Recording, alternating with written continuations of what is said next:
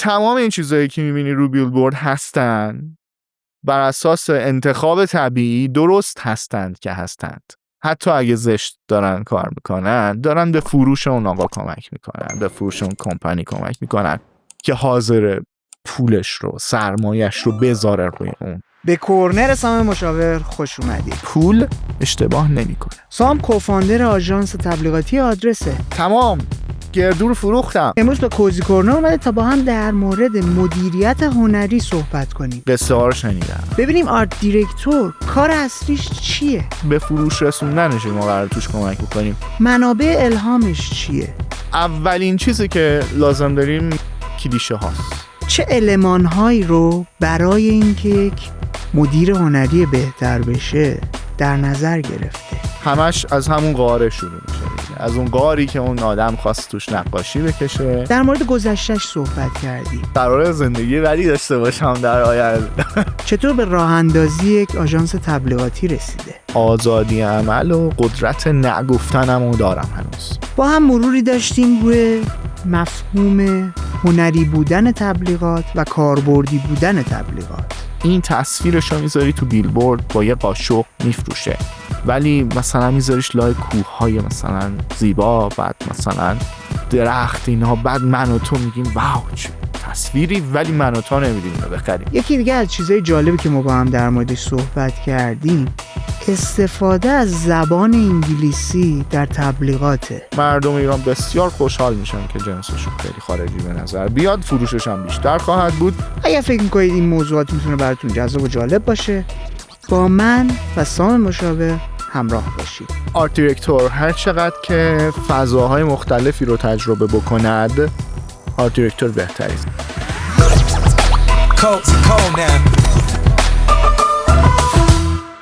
قبل اینکه بخوایم بریم سراغ گفتگو اصلی و ببینیم که من و سام در مورد چه چیزهایی صحبت کردیم، یادآور میشم کوزی کورنر یک مسیر 5 ساله برای خودش طراحی کرده برای تبدیل شدن به یک مجموعه بین‌المللی. تو این راه به کمک شما احتیاج داریم. ما هر چقدر کامیونیتیمون بزرگتر باشه، جامعه مخاطب بیشتری رو جذب کرده باشیم، قدرت رسانه‌ایمون بالاتر رفته و اینطوری میتونیم من مهمون‌های غیر فارسی زبان هم دعوت کنیم تا به کوزی کورنر بیان. بریم ببینیم با سام در مورد چه چیزایی صحبت کرد. بعد از اون میبینمتون. چطوری سام؟ چاکریم. خیلی خوشحالیم که میبینیمت. منم همینطور. دمت گرم به کوزی کورنر اومدی. خیلی جام خالی بوده فکر کنم، ولی کلی اذیتت کردم تا اینجا برسم، ولی بالاخره رسیدم. مرسی که اومدی. مهمترین مسئله‌ای که ذهن من درگیر کرده و تا تو شروع گفتگو در مورد اون با هم صحبت کنیم این بود که این 10-11 سال اخیر رو که مرور میکنی توی صنعت ارتباطات و تبلیغات، آدم‌ها، کسانی که کار مدیریت خلاقیت میکنن، کسانی که ایجنسی دارن، دوست دارن پوزیشن‌های خودشون رو خیلی بولد کنن، برجسته کنن، به عنوان مدیر عامل، به عنوان مدیر خلاقیت. ولی تو این کار نکردی. همیشه تمرکزت رو این بود که آدم‌ها تو رو به عنوان یک مدیر هنری ببینن، بشناسن. با اینکه سال‌هاست آدرس هم داری و حتی مدیر عامل ایجنسی هم هستی، ولی این عجیبه برا من. قصهش چیه؟ از کجا میاد؟ اول بگم مدیر عامل نیستم، البته مدیر عامل رو دادم به همسرم که کار میکنی و اونم از کریتیو شروع کرده بود، ولی من روی آرت موندم. درست میگی و این داستانش برمیگرده به زمان دانشجویی اینا و یه ذره اوایل شروع همین ارتباط تصویری که داشتم یاد میگرفتم. برم شروع کنم چون برای من مهمه که چرا انقدر مهمه برات که تو رو به عنوان مدیر هنری در نظر بگیرن. آره بسو برم سراغ گرافیک. من اول اصلا بیا یه کاری کن، یه تعریفی کن ببینیم مدیر هنریه چیه، بعد قصه رو بگو. حتی تو قصه خودت اگه میخوای تعریف رو بکنی میتونی. آره نه بذار تعریفش کنم. کسی که قراره که یک کاری رو به عنوان ارتباط تصویری، تبلیغات یا چیزی انجام بده، یک پیامی رو قراره از سمت مشتریش یا کلاینتش، اینجوری میگم که اگه کسی خواست چیز کنه اعتراض کنه به کلمات انگلیسی شروع، برای کلاینتش قراره که یک پیام تبلیغاتی برسونه، احتیاج به یک تصویری داره که اینو به ساده ترین نحو و به جذاب ترین نحو برسونه. کارگردان هنری کسی است که قراره که این پیام رو تبدیل بکنه به تصویر، مثل همون کاری که یک قصه‌گو کارگردان ویدئویی تبدیلش میکنه به یک تصویر پویا. کارگردان هنری با یه تک تصویر این کار رو میکنه، اون پیام رو، چیزی که قرار انتقال پیدا بکنه که حالا هر چیزی هست بر اساس استراتژی شد این که از تبلیغات اومده، رو تبدیل میکنه به یک تصویر گویا، ساده و قابل فهم برای آن مخاطبی که هدف گرفته شده. و این مهمترین کاریه که من بلدم انجامش بدم و فکر میکنم توش مثلا استعداد داشتم، برای همین سرش وایسادم و روش پافشاری کردم. ولی این داستانش که چجوری برام مهم شد رو باید برگردیم عقب از زمانی که من با گرافیک آشنا شدم و خیلی اون اوایل نمیدونستم مثلا چی کار میکنه این گرافیک و اینا، و یه دوره‌ای بود که تایپوگرافی در ایران به شدت پا گرفته بود و منم حتی امتحانش میکردم. یعنی اونایی که دانشجو بودن، هر کسی که اطراف این گرافیک میگشت دست میزد به این که حروف فارسی رو تبدیل کنه به یک تصاویری و اون تصاویر رو زیباسازی بکنه و اون زیباسازی رو بکند یک آرتی که قراره یه سری چیزا رو انتقال بده یا نده و از دیدنش فقط شاید قرار بود مردم لذت ببرن. و کم کم این به خاطر قداست ادبیات فارسی در ذهن افراد، ادبیات هم اومد توش. یعنی دیگه فقط ارتباط تصویری هم نبود دیگه، یعنی مثلا جمله باید خوانده میشد و بعد زیبا میشد و این یه ترکیبی بود که در اون زمان داشتن ازش استفاده میکردن. بعد من وارد صنعت تبلیغات شدم. کیه 15 سال پیش همچین زمان. وارد صنعت تبلیغات شدم و یه سری مشتری خارجی داشتیم. مثلا تا وارد شدم مشتری خارجی بود، یعنی رائد یه آژانسی شدم که مشتریاش از دورانی بود که شرکت‌های خارجی داشتن اینجا کار میکردن، اسمشون نمیبریم، ولی وارد شده بودن و مثلا مدیر برنده از دبی اومده بود، فلانی از انگلستان اومده بود، اون یکی از آفریقای جنوبی اومده بود و این گرافیکه به درد اینا نمیخورد، چون فارسی که براشون اهمیتی نداشت. مثلا وقتی من مینوشتم آب پرتقال خنک است، اون حسی که یه لیوان آب پرتقال بهش میداد که روش یه قطره آب هست که داره برق میزنه و آروم از روش میاد پایین رو درکش نمی‌کردم. یهو من فهمیدم که مسیر غلط بود. من که دارم این کار رو به عنوان گرافیک یا دیرکتور اون اد انجام میدم، باید بفهمم که زبان تصویر زبان مهمی است و اونجا کشفش کردم که این زبان بهتریه. چرا میگی بهتره؟ چه لحاظ میگی بهتره؟ چون اینکه با آدم‌های گسترده تری حتی غیر زبون خودت میتونی. حالا و چند تا دلیل داره. یک، اولین زبان بین‌المللی جهان است. زبان تصویری. از زمان غارنشینان داشتیم ازش استفاده میکردیم. گاو بزرگو میکشیده کنار خودش بگه من این آقای گاو رو کشتم، برای من دست بزنین، فقط نتونستم جسد رو به عنوان شاهکارم با تا اینجا بیارمش. یه دندون دستمه، مثلا یه شاخ، یه دونم این، ببین اینقدر بوده، یعنی سایزش اینقدر بوده. برای این زبان تصویر استفاده شده برای قصه گویی، برای انتقال مفاهیمش. دو، بین‌المللی است. لیوان آب پرتقال در تمام جاهای دنیا همان لیوان آب پرتقال خنک است، با همان مزه آب پرتقالی که ازش انتظار میره، ولی اگه فارسی بنویسی آب پرتقال، احتمالاً فقط تو این کشورهای اطراف و ایران آب پرتقال درک میشه. سوم، سریال انتقال تر است. سریال انتقالیش اینه که آب پرتقال رو تا بیایی بخونی، حالا در لحظه است. آب پرتقال نیازی نداری، تصویر رو که ببینی اتفاق میافته. قسمت بعدی اینه که احساسات هم راحت تر باشه انتقال پیدا میکنه. آب پرتقال رو تو تایپوگرافی باید کلی سعی بکنی که آب پرتقال زیبا و خوشمزه‌ای، مجبوری احتمالاً یه ذره اسلایس و یه ذره نام بذاری کنارش تو تایپوگرافی. ولی در تصویر هم آب پرتقال خنک رو بخوای نشون بدی، نشون میدی اون آدم هم حتی بزاقش هم ترشح میشه با دیدن اون تصویره. و یه دونه داستان دیگه هم داره، نیاز به آموزش نداره. آموزشش تقریباً قبل از اینکه مهد کودک و اینا شروع بشه آب پرتقال شناسایی شده، انسانی ترین حالت. آره. بنابراین فهمیدم که تصویر مهمترین زبان جهان است و بین‌المللی ترین زبان و قابل انتشار ترین و اینکه میشه باهاش اصلا صحبت کرد. و البته من اینو فقط کشف نکردم، تمام نقاشا، آرتیستا اینا کشف کردن، ولی ما داشتیم گرافیکمون رو بردیم سمت این که بیشتر توی حوزه ایرانی نگرش داریم و تایپوگرافیمون اون موقع اگزاتیک بود، مردم جهان نگاه می‌کردن چیزای عجیبی رو اینا میذارن کنار هم مثلا اینا. حالا یا بعضی وقتا تبدیل به تصویر میشد، بعضی وقتا هم نمیشد، اصلا فقط از چیدمانش کنار هم یه ترکیب مثلا ابستره میدیدن اونا.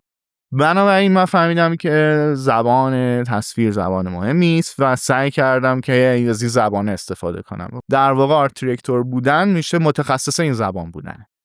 من متخصص این زبانم، میتوانم که هر چیزی خواستی، این گردو رو خواستی بفروشی، من میتونم که با یه تصویری این کار رو بکنم که تمام خصوصیات داشته باشه، ساده و مخاطبت هم اگه انتخاب کنی بچه 5 ساله میتونم بهش بفروشم بدون اینکه حتی بچه سواد داشته باشه و خوندن نوشتن بلد باشه. برای میتونم پوشش بکنم. از اینجا شد که زبانه مهم شد و من فهمیدم که متخصص این بودن چقدر مهمه و همه متخصص این نیستن.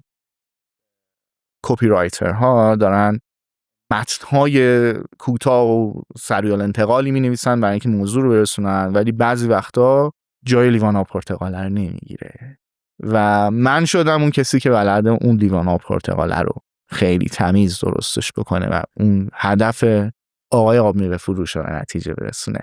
این میشه کلیت این که چرا هنوز به خودم میگم آرت دیرکتور، چون متخصص اون زبانم. اگه به عنوان یک کار خلاقه بخوایم نگاهش کنیم، ابزار کارت چه چیزاییه؟ ابزار کارم یعنی وقتی میخوای بیا یک پیام بصری رو خلق کنی، چه چیزهایی تو ذهنت باید مرور بشه؟ تقسیم بندی خاصی هست، دسته بندی خاصی هست؟ ابزار کارم ببین اینا رو من دسته بندی نکردم، همینجوری استفاده میکنم ولی اون چیزایی که مطمئنم و میشمرم و ممکنه یه زیادتر بشه مثلا، ولی کلیشه های سنتی مهمتریناشه. یعنی مثلا جغد شوم است، کلیشه سنتی. شب ترسناک است یا عاشقانه است. حالا این سیب سلامتی است یا بعضی وقتا توی قصه دیگه ای توی کانتکستشی قرار بده یه معنای دیگه میده. اولین چیزی که لازم داریم کلیشه هاست. ما با استفاده از کلیشه هایی که جامعه خودمون میپذیرتش یا جامعه جهانی میپذیرتش شروع به قصه گویی میکنیم. مثلا لاک پشت کند است. من اگه میخوام یه پیام تصویری بدهم که در مورد کندی، اولین چیزایی که پیدا میکنم لاک پشت است. ولی این کندیه بعضی وقتا به خاطر چیزهایی هم تغییر میکنه، تبدیل میشه به کلیشه های جدید. کلیشه های جدید اینه که این لاک پشته از بعد از یکی از کارتون های پیکسار دیزنی تبدیل شده به این حیوان تنبل، مثلا اون شده نماد اصلی دیگه. اون قصه خرگوش و لاک پشته دیگه کار نمیکنه، این حیوان تنبل مثلا بهتر کار میکنه.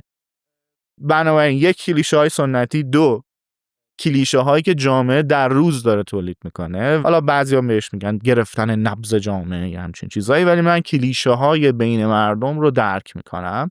یا مثلا اینکه تصورشون ممکنه در مورد یک رنگی قبلا یه چیز دیگه بوده، بعد یه اتفاقی در جامعه میفته رنگ تغییر میکنه، میشه کلیشه های جدید بهش بگیم. و شناختمون مخاطبه. این سه تا رو که با هم قاطی بکنم میتونم از این زبان تصویریه برای رسوندن اون پیام استفاده کنم و به این میگیم آرت دیرکشن. و اینکه بعدش این که چه تکنیکی بهترین روش و چقدر میتونه کاراتر باشه. چجوری انتخاب میکنی اونو؟ روی مثلا دانش و مهارتت داری تجربه است فکر کنم بیشتر تا دانش و مهارتی توش نیست. تجربه‌ای مثلا شونه که مثلا یه تصویر شلوغ قراره با جزئیات پر داشته باشم که خود اصل ماجرا باشه، بنابراین لازم نیست به بک‌گراندم بپردازم، بنابراین میشه یک تصویری با تکنیک مینیمال فلان فلان. یا اینکه مثلا دارم با کودک صحبت میکنم، موضوع و پیام خیلی ساده است، یه ذره جذابترش میکنم، مثلا همه این قصه رو با تم خمیری میسازمش. این میشه یه نوعی دیگه از آرت ریاکشن. این تصمیم میگیری که با چه تصویری اینو پرزنتش بکنی. خمیر باشه، گردوها رو بچسبونم به هم، عکس واقعی داشته باشم یا هر چیز دیگه. اینا برمیگرده به اون سناریو پردازی که کردیم و بعدش دیگه میشه اون آرت دیرکتوری که تو میگی من هستم ها. نظر میشه که هستم. آره سال هاست دارم از همین را پول در میارم. من معلوم هست. خودت چه کار کردی که قصه گوی بصری بهتری بشی؟ قصه ها رو شنیدم.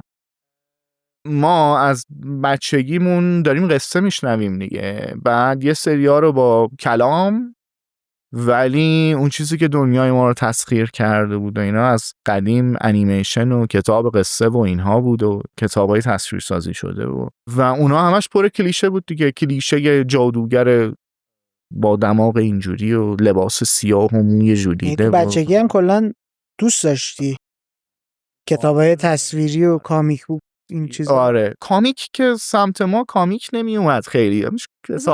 در حد کدوی قلقل زن نزد. آره تنتن و اینا رو داشتیم. آره تنتن داشتیم. آره تنتن از نسل قبلی باقی مونده بود. بهمون انتقال دادن. متشکرم از منتقل کننداش. آره ممنون بود اگه بشه دیگه. آره هر کی از قدیم داشت دیگه میرفتن چاپ هرژه پیدا بکنی اینا. آره کامیک هم تاثیر داشت، ولی انیمیشن دیگه این آقای دیزنی واقعا لطفی که به ما جهانیان کرده و بی‌جنسی بودی بله آقای دیزنی دیوانه کردن لطفا. و من نیستم تمام این کلیشه هایی که گفتم ساخته دست اونها هم هست، یعنی قسمتش که از داستانهای جهانی به نتیجه رسیده، ولی این که همه دخترها دلشون خواسته که دامن پفی داشته باشن و آستین این شکلی و پرنده بیاد اینجاشون بشینه و به این میگن زیبایی، آهو بیاد نازش کنن، از دیزنی اومده. و من مجبورم الان اگه بخوام یه همچین تصویری بسازم که اون رو به عرش اعلا برسونم، دوباره همون رو بازسازی کنم که خودشو تو اون حالته ببینه و از این تکنیک ها ما تو تبلیغات هم استفاده میکنیم که اونا هم البته از قصه های قدیمی گرفته بودن و اینا همش از همون غاره شروع میشه دیگه، از اون غاری که اون آدم خواست توش نقاشی بکشه و انتقال تصویر بده که قصه شو بگه. قصه همجوری مدرن تر شد و اومد جلو و ما هم همین دیگه پرورش یافته این قصه هاییم. و حالا به جز دیزنی همه کسایی که ما VHSش رو میارسید دستمون رو میدیدیم و قصه شاه و گدا و فلان اینا همشون کلیشه ها. بازی کردن ما این کلیشه ها سادهش بعضی وقتا برای تبلیغات لازم است، بعضی وقتا هم پیچیده تر کردنش برای تبلیغات لازم است و هر چقدر زیادی پیچیدش کنی یه ذره آرتیستیک تر میشه، یه ذره هم که کمتر پیچیدش بکنی بهش میگن کلیشه و آرتیستا گارد میگیرن در موردش، میگن مثلا این دیگه خیلی کلیشه است.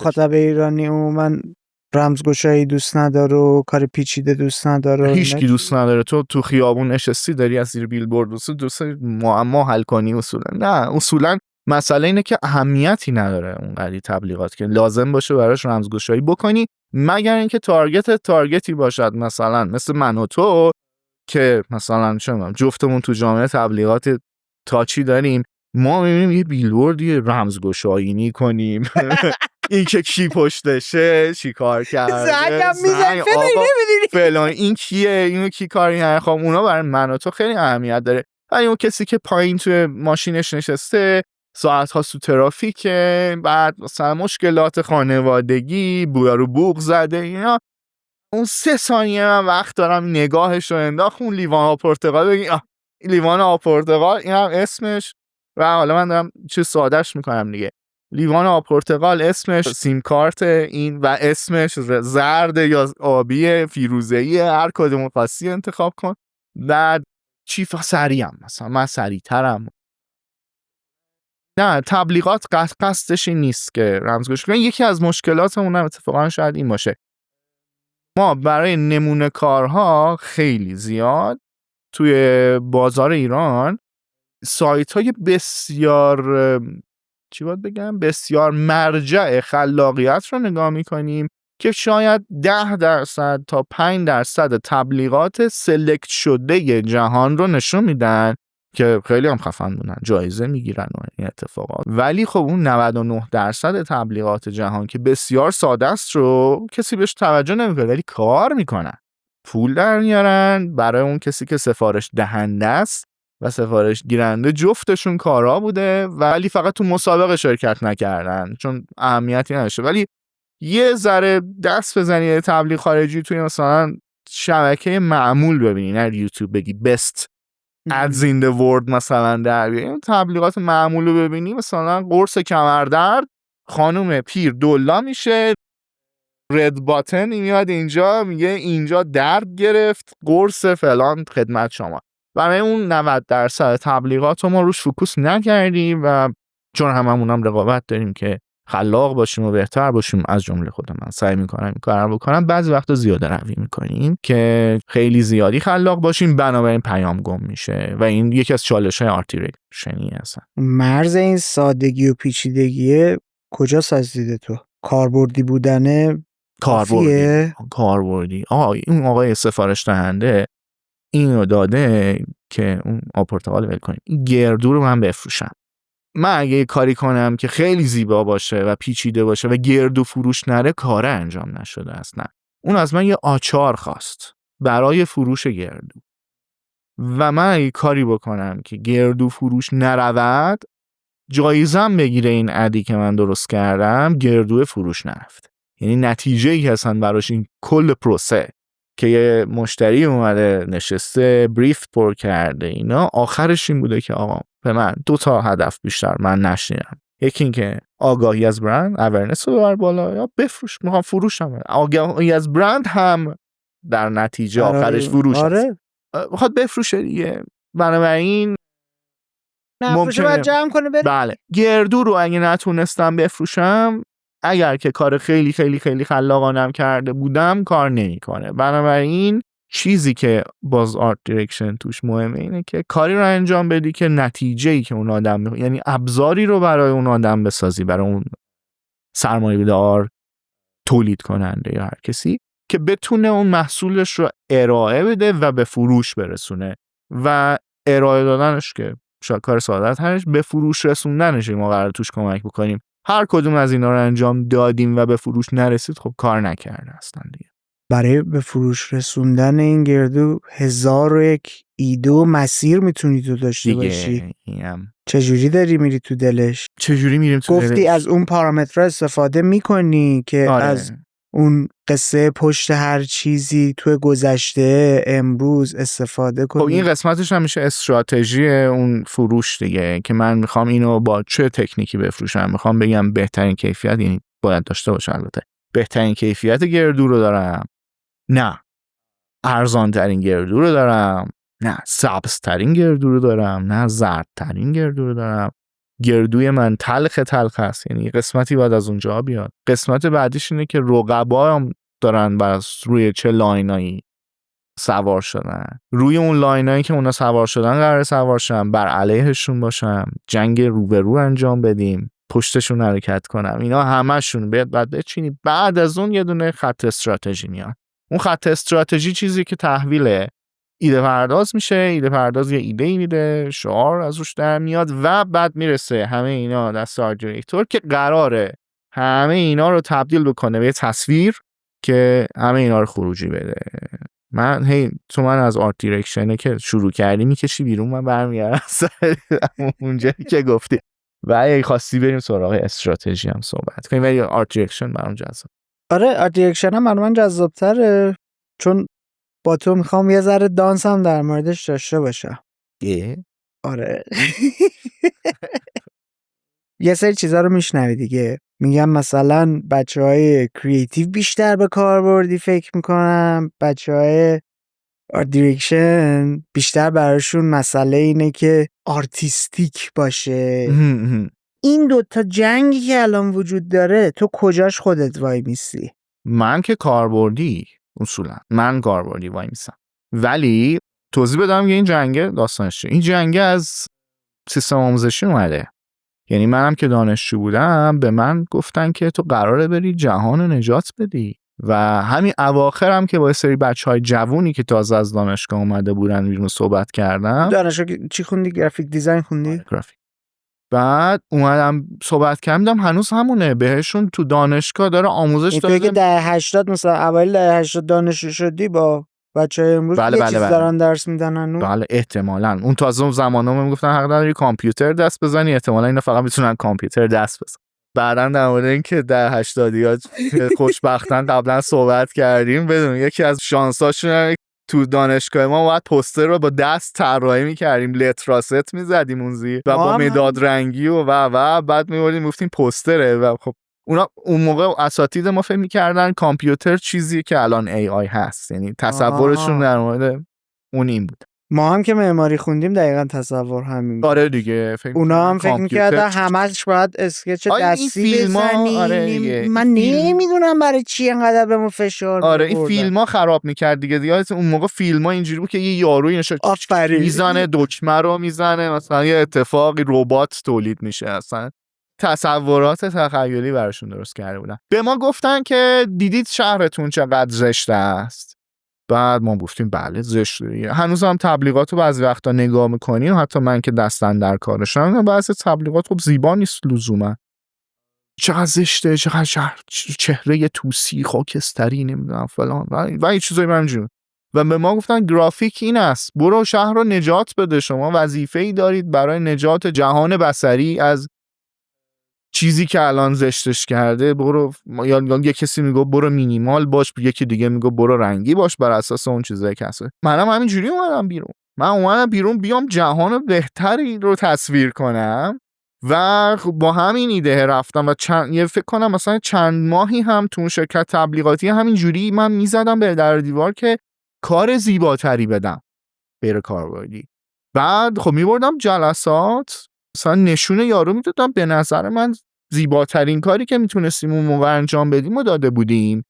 بعد سفارش دهنده یه چیز بسیار زشتی رو به من پرزنت میکنه، من اینو میخوام، اینا رو، این جزئیاتی گذاشتی نمیدونم چراغ و چشمک و نمیدونم اینا رو همه رو حذف کن، من این بسته بندی منو بیار بذار جلو.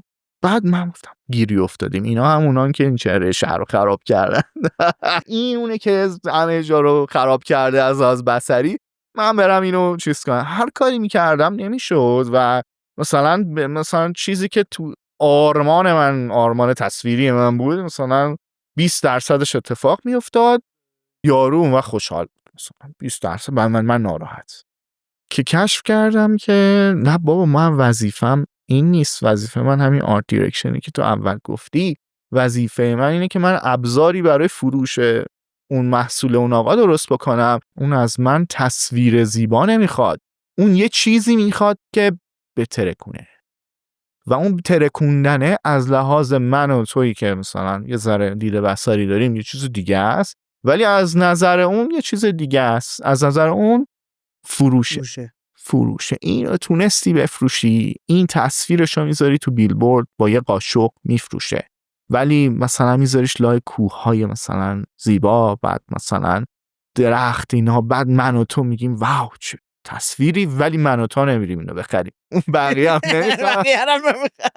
هم نمیخرن. بنابراین نتیجه میشه اون چیزی که و اینکه یه چیزی متوجه شدم، این که پول اشتباه نمیکنه. بعدا اینو فهمیدم. موقف میکنم اینا پول دارن فقط، بعد اشتباه میکنن، بعد فهمیدم نه ممکنه پول داره اشتباه کنه ولی پول اشتباه نمیکنه. نمیفهم منظور چیه اینه؟ سرمایه، بذار پول وای سرمایه بی خودی پولشو خرج بیلبورد زشت نمیکنه اگه کار نکنه. فهمیدم. تمام این چیزایی که میبینی رو بیلبورد هستن بر اساس انتخاب طبیعی درست هستند که هستند. حتی اگه زشت دارن کار میکنن، دارن به فروش اون آقا کمک میکنن، به فروش اون کمپانی کمک میکنن که حاضر پولش رو سرمایش رو بذاره روی اون، بنابراین اشتباه نمیکنه. ممکنه خطای کوتاه بکنه، مثلا یه دونه انتخاب کنه دوباره برگرده عقب اصلاحش بکنه، ولی چون ریسک مالی است اصلا از این اشتباهاتشون خیلی کمه. سرمایه کمتر اشتباه میکنه تا انسان. اصولا تکرار میکنه، الگوهای رو پیدا میکنه، اون الگوهایی که پیدا میکنه رو دائم تکرار میکنه، الگوهایی که جواب میدن تا جایی میره که دیگه جواب ندن، بنابراین اشتباهش کمتر از این چیزی که تصور من تو بعضی وقتا هست. اینم وقتی فهمیدم خودم اصلاح کردم، بنابراین نشدم تصویرگر و آرت دیرکتور ایده های خودم و اینکه چیزی که دلم میخواست رو ارائه بدم، چیزی که اونها از من میخواستن با همون شدم مترجم تصویری خواسته های انسان های صنعتگر. از اون تکنیک های تصویری استفاده کردم و اون چیزی که میخواستن رو درست کردم. ولی مشکل اصلی از اینجا شروع شده بود. پس سوالی که کردی این که به ما گفتن برو جهان نجات بده، ما اومدیم این اصلا جهان نیاز به نجات نداره، این داره کار میکنه که اون بالاست و کسی قرار نیست پولشو به من بده که من برم جهان تصویری اطراف رو نجات بدهم. اون میتونه توسط کسای دیگه، آرتیست های که کار نمایشگاهی میکنن اینا بعداً یه جور دیگه اصلاح بشه. تبلیغات وظیفه‌ش این نیست، یعنی کسی به پول نمیده که بری دید بصری کل جامعه رو اصلاح کنی یا نکنی.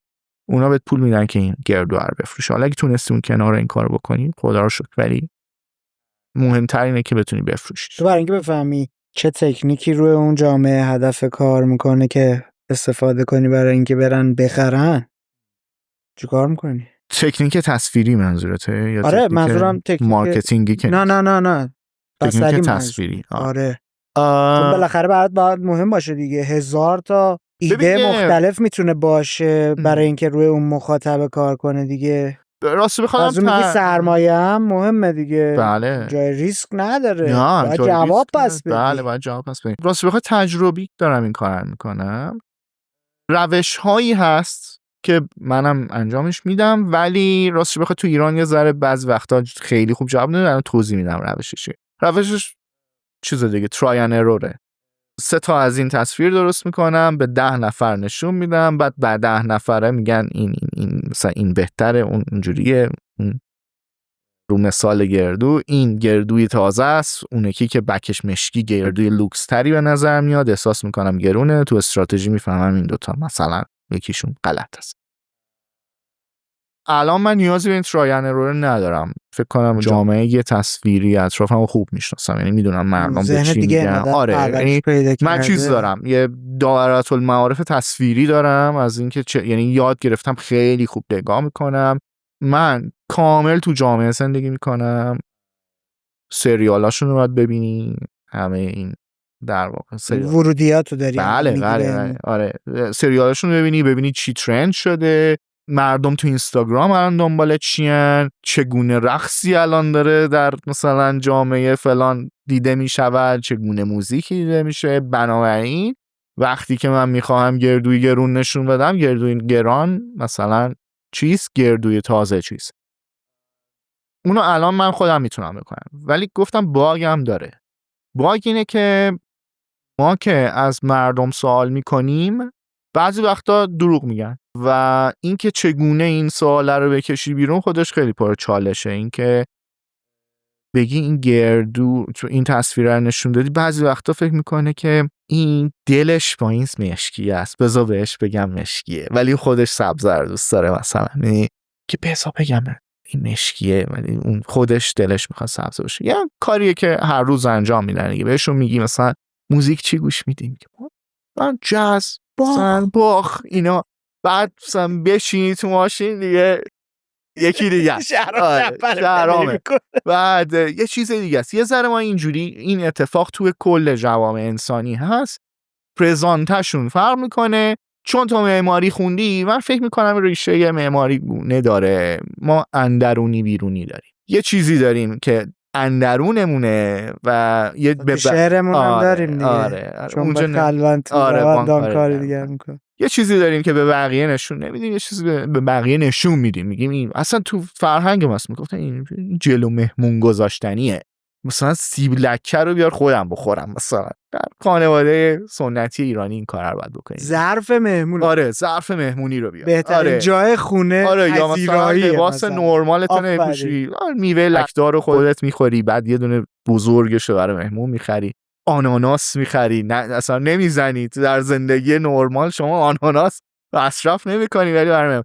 بنابراین کلا با روش‌های آمارگیری و اینا یه ذره مشکلات اینجوری دارم. بعضی وقتا برای اینکه بخوان یا خودشونو بهتر نشون بدن یا کمکت کنن یا تصور میکنن این مسیر برای توی سوال کننده بهتره، یه چیز دیگه بهت میگه. مثلا خودش عاشق این تصویر مشکیه شده ولی بهت میگه قرمز برای شما مناسب، همه قرمز بیشتر دوست خواهند داشت، یعنی خودش رو سانسور میکنه که حتما یک جامعه شناس میتونه این موضوع رو بیشتر باز بکنه. ولی منی که تصویر رو میبینم میدونم که مردم این کاره رو میکنن. برای همین تصور خودم از مردم به نظرم واقعی تر از حرفاشون بعضی وقتا میاد و بیشترش روی سنس خودم راه میره. به خیلی از مشتریام پیشنهاد بکنم جلسات فوکوس گروپ اینجوری نذارین، این اتفاق توش این شکلی جواب نمیده.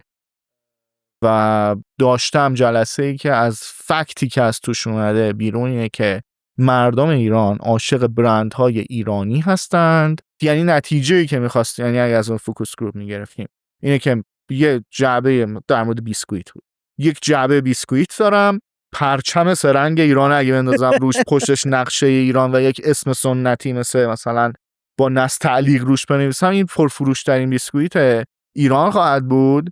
ولی بازار الان جور دیگه پرزنت میکنه، یعنی همه اسما شبه انگلیسی هن، همه بسته‌بندی‌هاش جوری طراحی میکنن که معلوم نباشه ایرانیه. اصلا سعی میکنیم نشون ندیم ایرانیه. و میرن سفارشی رو به استودیوی ایتالیایی میدن که آره استودیوی ایتالیایی نمیدونم بهم بگو اصلا به منم میدن. یعنی من خودم هم میگیرم یه کاری میکنیم آقا کاره برای فروش. مردم ایران بسیار خوشحال میشن که جنسشون خیلی خارجی به نظر بیاد، فروشش هم بیشتر خواهد بود. نمونه‌های بسیار موفقی من تو ایران داریم که همین کارا رو کردن، ولی نمونه‌های کمتر موفقی داریم که خیلی با تم ایرانی و نستعلیق و نمیدونم فرم‌های اسلیمی و اینا به نتیجه رسیده باشن. ولی در فوکوس گروپ بشینی قول میدم که از توش به این نتیجه میرسی که مردم عاشق ایران. اگه مردم تو رو درست هدایت نمیکنه، آره من میکشم بیرون. اون اساتیدت هم که اصلا داشتن آف میزدن، اصلا یه جای دیگه باطلی بودن که تو کارت بله یه چیز دیگه است. تبلیغات هم که داری میگی که با سرمایه کار داره، آره پول اشتباه نمیکنه. اون درس داد دیگه. پس چی کار میکنی؟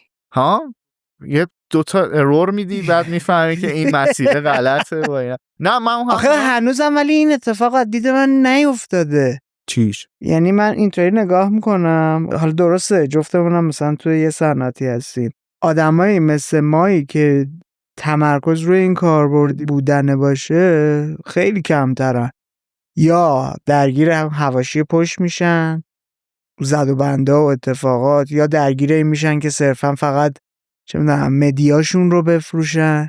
بله. ولی ماهایی که داریم مثلا فاکتوری کریتیو میدیم دست مشتریامون، قصه‌مون خیلی فرق داره.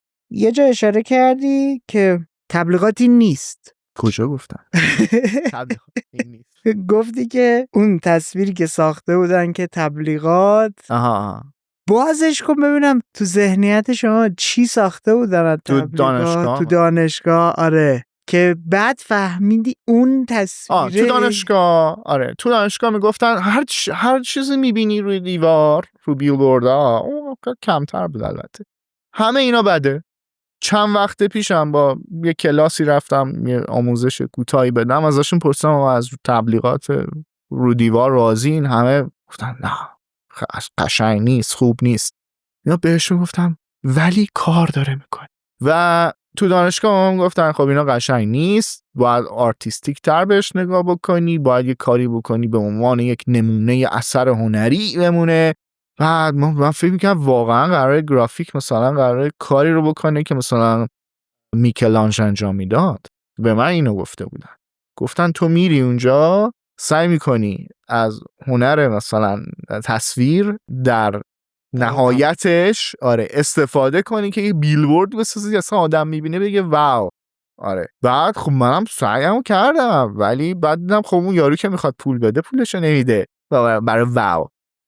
بعد میگه خب تلویزیون منو بزرگتر کن. بعد میشه چالش من این که چگونه تلویزیون اینو بزرگتر. تلویزیون مثلا انگار کلاینتمون تلویزیون دیگه گردو نیست تلویزیون داره، چجوری باید تلویزیون اینو بزرگ کنم و واو بفروشم؟ بعدش خب متوجه شدم نه این یکیشون دارن اشتباه میکنن و سریع متوجه شدم که اون که پول دستشه اشتباه نمیکنه.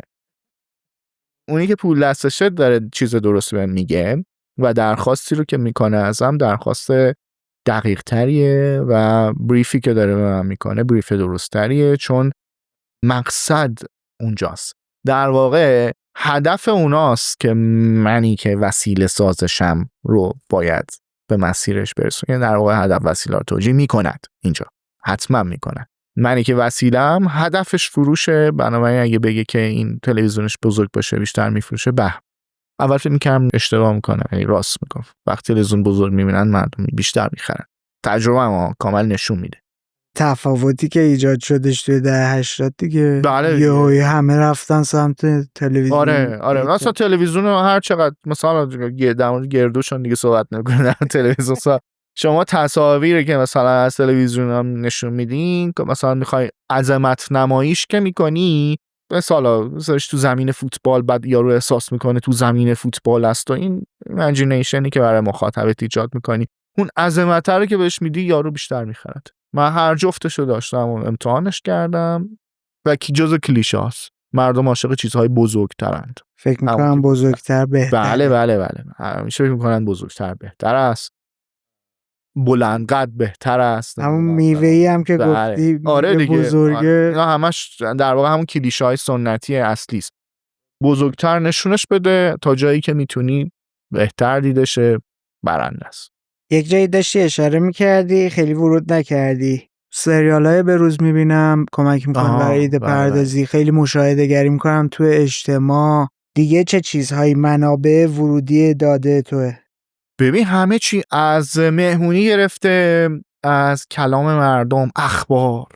از اخبار چی میکشی بیرون؟ رنگ، غم، شادی، همه اینا تو اخبار هست، پیداش میشه کرد. آره، گریه کردن، موسیقی ترند رو کجا پیدا میکنی؟ تو اخبار. کلام مردم، مخصوصا وقتی که یه جاهایی مثلا زنگ میزنن، یه جایی فوش میدن، توشون پر از تصویری که مردم شروع کردن ضبط کردن، مثلا شهرن خبرنگارا الان دارن کانتنت تولید میکنن دیگه، اینستاگرام و سریالایی که الان مثلا ویودیا دارن پخش میکنن، ترند شدنشون هم لازمه روش سوارشی، هم بهتره ازش استفاده کنی و بهترین بفهمی که جامعه جهانی داره اصلا تصویر رو به کجا میبره. هر بار که یه اتفاقی جهانی میفته، ما تاچش رو تو جامعه که میبینیم حتما ما سوار موجش میشیم. همه جامعه تبلیغات سوارش میشن. آخریش اسکوید گیم، جامعه تبلیغات سوارش شد. قبلیش گیم آف ترونز. فقط ما نبودیم، ما آگهی میتونین از کوکاکولا پپسی پیدا کنین. همه سوار گیم آف ترونز شده، مثلا با نی برای قوطی نوشابهش صندلی درست کرده و سوار شده که اون ترند رو بگیره. بنابراین جامعه چیزی رو که میپسنده و قسمتی از کلیشه های عامش میکنه، کلیشه نو میمونه دستمون و دیگه نمیشه از دستش داد. وقتی ما هر روز هم باید تمام ابزاری که شمردم همون کلیشه هست، هر جا یه دونه کلیشه جدید پیدا بکنم که جامعه جهانی دیگه داره میشناستش، عام داره میشناستش، میگیرنش. قسمتیش اینه، قسمتیش هم تو جوک های مردم به شدت اهمیت داره. جوک مخصوصا در زبان فارسی که اساتید جوک سازی قبلا که جدید میشن جدید چرا؟ یه تولید میشن هر روز. توییتر رو باز کن، هر روز در حال تولید جوک نیستن. همون که هست دیگه، یعنی لبخند رو میاره، یعنی مثلا طعنه است، نمیدونم هر چیزی که هست، اونا قسمتی از داستان روند جامعه شناسی تبلیغاتی رو به اون میده.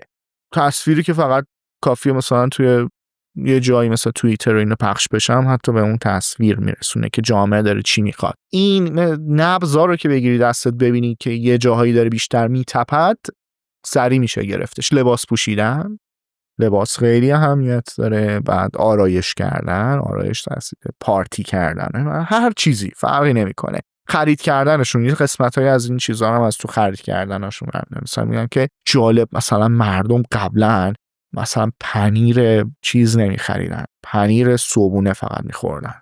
بعد یواش یواش مثلا 4 تا شرکت الان پیدا کردن که رقابت میکنن رو پنیر گودا و مثلا پارمزان و فلان و فلان و فلان. بعد میگه که تغییر ایجاد شده، مثل این که مردم دارن پنیر میخورن. پنیر رو چی میخوری؟ نون. مثلا قدیم نون میخوردن ولی آره. الان خالی میخورن.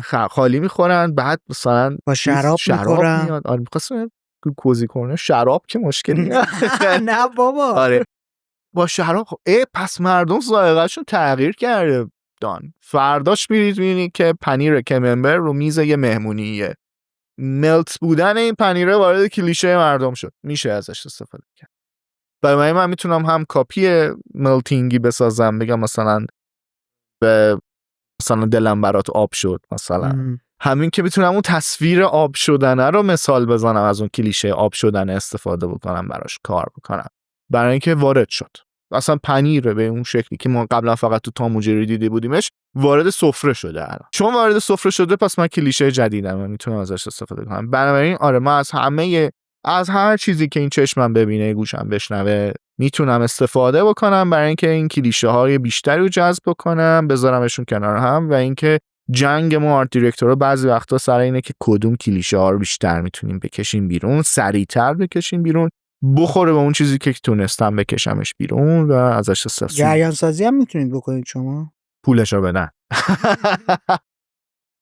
آره پول زیادی میخواد جریان سازی، ولی کسایی که تو جامعه ایران جریان سازی کردن بعضیش اتفاقی بوده، ولی جریان سازی تکرار بیش از حد میخواد. و 1-2 نفر میشناسم که استاد جریان سازی هن در ایران، جریان سازی کردن و میشه نام برد. مهران مدیری جریان ساز است. حتی جریانایی که شاید به نظرمون الان خنده‌دار هم نیاد ولی ساخته، یعنی لوله میکوبیده تو سر آدما به عنوان نماد و تو شهر مردم بعدش میکوبیدن تو سر هم دیگه لوله رو. من و تو که یادمون میاد مثلا اینا، و کلمه وارد میکرده و اینا. و 2 داداش دیگه که با مهران کار میکردن و خودشون هم میدونن، یه بار خوندم که فهمیده بودن که جریان سازن، قاسم خانی. آره. اون 2 نفر دیدم و خب 2 تا رو میدونم به صورت حرفه‌ای انجامش میدن، ولی یکی از چیزایی که داشتن هم تکرار بوده. یعنی 90 شب وقت داشتن هی تکرارش بکنن و این تکرار شدن و 90 شب و چشمان منتظر به تلویزیون کمک میکرده. ولی به هر حال اونا این کار رو تونستن. اونا تولید روزم. آره یه بار قاسم خانی یه بار در مورد چیز گفت، کلمه پاچه‌خواری، وارد ادبیات کردن، تشویق. قبلش نداشتی؟ نه آره تشویق. راست میگی. بادمجون دور چی میگفتیم قبلش؟ پاچه‌خوار نمیگفتیم. در واقع چیزی که میتونیم بگیم و نمیتونم تو کوزی کورنر بگم. من میگم. آره بعد اینا برای که بتونن پخش بگیرن تبدیلش کردن به پاچه‌خواری و وارد ادبیات فارسیش کردن.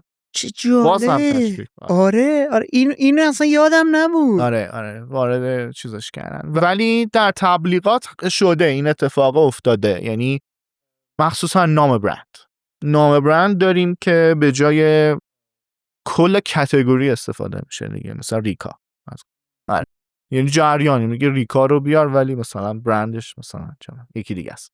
و اینکه آره یه جاهایی میشه جریان سازی کرد، یعنی خب پول زیادتری میخواد و تکرار بیش از حد و زمان، ولی و جامعه ممکنه که ببرت جای دیگه ای و تو مجبورشی، یعنی مثل موج سواریه دیگه، اون تو سوار موجه شدی ولی معلوم نیست اینجا میای پایین یا اینجا میای پایین یا اینجا به دوباره بری بالا اینا. بعد اون قسمت هایی که قروش سرمایه گذاری بکنی یه ذره دستت پاشه، ولی میشه جریان سازی کرد. آره جریان تبلیغاتی سیاسی ولی داشتیم، دستبند سبز و فلان این ماجرا. آره موج بنفش آره میتونن. آره اون یعنی کلید دقیقاً به خاطر اهمیت موضوع گرفتن پی آر به شدت زیاد، کار 90 روزه اون دوستان رو و استفاده از اینفلوئنسر رو، همه اون تمام متریالایی که ما استفاده میکنیم برای تبلیغات، یهو به صورت فشرده میکنیش توی مثلا 10 روز، 1 ماه، بعد یک رو جامعه تغییر میکنه دیگه، معنا پیدا میکنه اصلا. یعنی دستبند سبز کلیشه‌ای میشود که ما تا حالا ازش استفاده نمیکردیم، بعد وارد جامعه یکی فکر کرده، احتمالاً مثلا خیلی هم شاید قبلش فکر اساسی در موردش نکرده بودن، ولی گفتن به عنوان نماد دستبند سبز میبندی، ولی هنوز این دستبند سبز حداقل برای نسل من و تو نمیدونم بعد بعد 16 سال داره کار جواب میکنه. میده. این ببندی میگه که من کیستم، چی کاره هستم، تفکر فکریم کیه و و و و. آره دیگه تغییر در جامعه، کلیشه جدید، نماد و اختراع. من یه دونه از اینا درست کنم دیگه کاری فکر نمی‌کنم داشته باشم. آروم قرار میگیری؟ آره خیلی بهتر میشم. دیگه تونستم یه دونه از اینا هم درست بکنم، یه تغییری انجام بدم که یه چیزی اضافه کنم به این جهان. اتفاقاتی که تو شبکه اجتماعی میفته چی؟ تاثیر نمیذاره؟ چرا؟ همشون تاثیر میذارن. در واقع اون بال زدن پروانه هم تاثیر. اون ور کار کردن رو چجوری میبینی؟ کدوم ور اون ور؟ منظور سوشال مدیا. آها یعنی سرعتش بیشتره. سرعتش بیشتره. یعنی منی که به کارم با تبلیغات یه ذره سنتی تر شروع کردم، سرعت تبلیغات همیشه زیاد است، ولی سرعت تبلیغات ATLE اصولا روی 2 هفته 3 هفته اینا میتونی مثلا بگی که کمپین ما به بار نشسته است، مثلا 2 هفته 3 هفته. بعد کل تایم کمپین دیجیتال 2 روزه، از اکران تا نتیجه. سرعتش خیلی بالاتره، بنابراین تولیداتش خیلی بالاتره، روند سریعتری میطلبه، بنابراین خیلی دیگه اونور سمت مینیمالتر یا ساده تر کردن نمیری اگه بخوای اونور فعالیتی داشته باشی؟ مینیمالتر منظورت چیه؟ این تو د پوینت، مثلا چون آدم دارن اسکرول میکنن دیگه توی فضای دیجیتال، تو مثلا یه چیزی رو بهشون. چرا؟ ببین اینام ترکیب میخواد دیگه. بعضی وقتا خب الان مد شده بچهای اون تمی میگه قلاب لازم داری مثلا این ماجرا. قلاب یعنی اصلا نیاز نه، مینیمال نیست قلاب. مثلا میگه باید اول من این 1 ثانیه دیگه نگه دارم، یا 10 ثانیه دیگه نگه، 3 ثانیه است داره رد میشه، یعنی میره. همون که گفتی البته یارو تو اوزاگرام هم انقدر میرفت، ولی میگه که یه قلاب درست کنم اول بهش بگم مثلا آیا میدانستید مثلا، یا اگه تا حالا نمیدونستی خیلی در اشتباه بودی. اینا که یه قلابی بندازه یارو نگه داره 5 ثانیه بیشتر بمونه، متاسفانه درگیر الگوریتم دیگه. الگوریتم اون ویدیو بشه از 3 ثانیه ویدیوش تا 5 ثانیه. من تو آرت دیرکشن منظورمه بیشتر. تو آرت دیرکشن مجبوری قلاب درست کنی دیگه. چجوری میتونی قلاب درست کنی؟ مثلا قلاب وحشت، مثلا قلاب مرموز بودن. مثلا وقتی تصویر تو وحشتناک میکنی، مثلا یه موزیکی میاد از پشت، صدای قدم یا آدم ترسناکی به نظر بیاد، بعد یارو میگه نکنه اتفاق بدی داره میفته و این قلاب تصویری حتی شکل میگیره و میرسه به اونجا. یکی از ساده تریناش و استفاده از زوایایی که مردم بهش عادت ندارن. دیدید به این بچهای واقعا هنرمندن دمشون گرم، یهو مثلا دوربین رو وصل کرده زیر میز، یارو میاد زیر میز مثلا شروع میکنه. یعنی مثلا تو تصویری از چیز میبینی، تصویری که عادت نداری رو ببینی، بعد یارو میاد با کله اون زیر دیالوگ میگه، مثلا میگه سلام علیکم، مثلا آیا میدونستی مثلا همیشه اشتباه میکردی از زندگی، قلاب بعدیش هم میندازه. ولی آره از لحاظ تصویری هم اونا احتیاج به قلاب تصویری دارن، بعضی وقتا مینیماله ولی باید ترکیب کنه. یعنی من واسه مشتریام کارا رو ترکیبی میکنم، کار ساده رو میزنم، کار پیچیده رو میزنم، اینا رو هی پشت سر هم استفاده میکنم تا بتونم این تم تصویری برسونم. ولی چیزی که اونور شاید مهمه چیزه تداوم تصویری، تداوم تولیدی و تداوم قصه گویی. چی شد اصلا رفتی سمت گرافیک دیزاین؟ بعد چه که بودم مورد تشویق خانواده قرار گرفتم. یعنی به من گفتن که تو نقاشیت خوبه، مثلا خیلی هم خوشی نقاشی می‌کردی زیاد؟ نقاشی دیگه، هر بچه‌ای یه کاغذ دفتر فیلی خطی ما می‌کردیم، حالا نقاشی همونا شاید نمیدونم دفتر فیلی از اینا میدادن، فیلی یادته؟ آره. با مداد رنگی و اینا که خب هر بچه‌ای در مهد کودک باید این کارا رو کنه. بعد یکی دو تا چیز داشتم، مشوق داشتم، به هم گفتن که تو کارت خوبه اینجا. یکیش مربی همون مهد کودک بود، مثلا دیدم یواش یواش من سوگلی کلاس میشم اینا، مثلا میگه برید از این بپرسید، این بدید این سیب بکشه، مثلا بقیه سیب نمیتونستن بکشه. یادم نمیاد این قسمتاشو، اسم خانم تو یادم نمیاد، خانم شاندی سلام علیکم. بعد جالب یادته. آره دیگه، مهمترین جز مهمترین شخصیت. دو سه نفر توی فامیل نزدیکم که خیلی خیلی خیلی خیلی خیلی تشویقم کردن و به من گفتن که تو باید این کاره بشی مثلا. بعد گفتم که منظورتون چیه؟ اونا همشون موزیسین بودن، به من گفتن که چیزه تو نقاش نه. من هم نمیدونستم نقاش شونی چیز، نمیدونستم که 4-5 ساله بودم دیگه، نباید اصولا میدونستم. بعد گفتن که قرار نقاش بشی و من تصورم این بود که قرار نقاش بشم مثلا. یه ذره من جلوتر و من هی این روش نقاشی کردن، تصویرسازی اینا که کاری بود که انجامش میدادم تمام مدت بچگیمو، شد روش تفریحم، روش بازیم، روش پر کردن وقتم و چیزی بود که میتونستم خودم باش پرزنت کنم، قدرت نمایی کنم، تفاوتم رو به بقیه نشون بدم. مثلا تو مدرسه من میتونستم یه چیزایی بکشم بقیه نمیتونستن، ازم خواهش میکردن، ستارم کرده بود دیگه برای اون گروهی که اطرافم. اون موقع همه یا ریاضی فیزیک میخوندن یا علوم تجربی. بله. آره. توی دبیرستانی بودم، سال اولش رو هنوز انتخاب رشته انجام نشده بود که مثلا نمیدونم خب همون اول انتخاب این یه دونه سال برای چی نذاشته بودن انتخاب کنین، منطقش رو نمیفهمم. اگه سال دوم بعد انتخاب رشته و اون موقع هنرستانی بودن مثلا خیلی چیز بود، خیلی گفتم بچه تنبلا. آره بچه تنبلا میرن و اینا. بعد این آقای اومد مثلا از اینا بود که هم ناظم بود هم مشاور انتخاب رشته. آقا اومد سر کلاس گفتش که اونایی که میخوان ریاضی فیزیک دستایی سری بالا، خیلی ریاضی فیزیک خفن اینا، من نبودم. اونایی که میخوان علوم تجربی یه سری دیگه، علوم انسانی هم خودشون هم تازه آدم حساب نمیکردن. قشنگ هر کی میافتادش. مدرسه من جردن بود مثلا، همه باید یا دکتر میشدن احتمالاً یا مهندس دیگه مثلا، نمیدونم. گفتش که کسی هم که نمیخواد بره هنرستان من. دیگه ما دستمون بودیم بالا. بعد این آقای گفتش که بله یه سری هم نمیتونن درس بخونن، قراره که زندگی خوبی نداشته باشن، مثل شماها دکتر نمیشه این مثلا دیگه. به روش خودش سعی کرد. سریال آینه عبرت بود یادت میاد؟ آره دقیقاً. منو گذاشت گفتش که این آقا اصلا قرار نیست چیزی بشه و اینا، قرار بره هنرستان. هم بچه‌ای بودیم و اینا. گفتم عجب حرفایی زد، مثلا که قراره زندگی بدی داشته باشم در آینده. دیگه وارد هنرستان شدم، دیدم که همه سال هم اشتباه کردم که درس خوندم، اصلا باید میرفتم هنرستان، ولی اصلش به خاطر تشویقای بچگی بود. آشنا شدن دوباره با والت دیزنی بود، یعنی اشتیاق به کشیدن یه پویانمایی. یه جور دیگه نگاه کردی وقتی رفتی هنرستان؟ نه آزاد شدم، یعنی با اشتیاق میرفتم مدرسه. اصلا قبلش میپیچیدم همش، هر روز دل درد بگیر، نمیدونم الان نمیخوام برم، سرم درد میکنه، یه کارا اینجوری بچه این تب کنم الکی.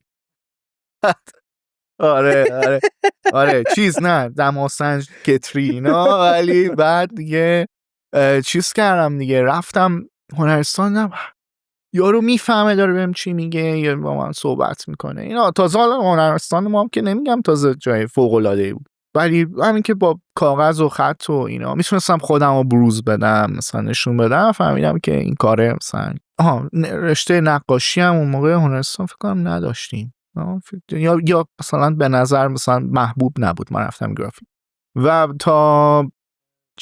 تا زمان آخر هنرستان خیلی نمیدونستم که این رابطه گرافیک و تبلیغات چیه، که این اصلا اون جایی که آدم ها گم میشن توش. که من فکر میکنم گرافیست آرتیست است، همون که بهم یاد داده بودن هم هنرستان هم دانشگاه. بعد اومدم دیدم که نه، ابزاریست گرافیک در دست صنعت برای همین ترجمه تصویری خواسته هایش برای عموم جامعه یا مخاطب خاص. بعد اینجوری شد که عاشق این تصویر و این گرافیک و اینا و ساختار تبلیغات شدم، ولی میتونستم رشته‌های دیگری رو انتخاب بکنم. مثلا خیلی دارم می‌خواستم انیمیشن کار بکنم، فیلم بسازم، همه اینا رو دوست داشتم. ولی یه چیزی که برام جذابیت بسیار ویژه تبلیغات داشت اینه که هر روز عوض. یعنی امروز دارم به ماشین فکر کلاینتای فرق میکنه. آره، فردا آب نباته، پس فردا این آقای گردو که گفتم، بعد آب پرتقاله و تو هم ارتباطات گسترده تر میسازی، هم دانش بسیار گسترده تر. من هر روز باید بشینم با یه آقایی که امروز میشینم در مورد تحقیق میکنم در مورد آب پرتقال که مثلا فرق نکتار با مثلا جوس چیست، مثلا یه همچین چیزی، و عموم مردم همچین چیزی نمیدونن ولی من میدونم الان مثلا فرقش چیست، و بسته بندی تتراپک چیست، 7 لایه مثلا چی داره، اینو میدونم. بعد فردا میشونم با شرکت مثلا رنو صحبت میکنم، میگه که ما ماشینمون اینه توضیحات ماشین. بعد فرداش در مورد سنگ، پس فرداش در مورد لیوان، کافه، فلان. این گستردگی حوصله‌مو سر نمیبره. بقیه پروژه ها خودمو خسته میکرد اصولا. یعنی الانم توی پروژه زیاد میمونم خسته میشم، یعنی احساس میکنم که دیگه تمومش کنم، اینو بره بعدی کلاینت جدیدی بیاد که من بتونم مثلا یه چیز جدیدی تجربه کنم. این اصلا به نظرم که مهمترین بنفیت رشته تبلیغات برای تبلیغات چی اینه که هر روز داره تغییر میکنه و مجبور نیست یه دونه کار رو هر روز دکمه زرد رو بزنه فقط کارش این باشه. هر روز میتونه یه سری کار جدید متفاوت. چرا رفتی سمت آژانس داری؟ چرا رفتم سمت آژانس داری؟ راه حل چیزش چی بود؟ یعنی متضادش چی بود؟ بعد میرفتم سمت فریلنس مثلا کار بکنی یا بری ایجنسی های مختلف. چون بر من جالبه کلا سختی بیشتری رو به خودت تحمیل کنی، نگرانی های حقوق و نمیدونم 1001 چیز دیگه. و یکی این که اون موقعی که تصمیم گرفتم این کار بکنم، تصمیم گرفتم که به خاطر آژانسداری نبود این کار کردم. اون موقع تمام آژانسایی که بودن همشون رسانه فروش بودن. کاری که تو می‌خواستی بکنی، آره، پیام تصویری فروختم. آره، و من مثلا فقط پیام تصویری فروختن من بلد نبودم کار رو بکنم، بلد نیستم. یعنی اون مدیا فروشی رو میگی؟ آره، خیلی کار سختیه، دست‌های فلان و گنده و آره پول، من بلد نیستم لزوما این بلدی نیست، بلدی نیست دیگه. آره، جنس دیگه ایه. آره، جلو میکروفون نگی. آره خیلی سخت، خیلی کارشون سخته.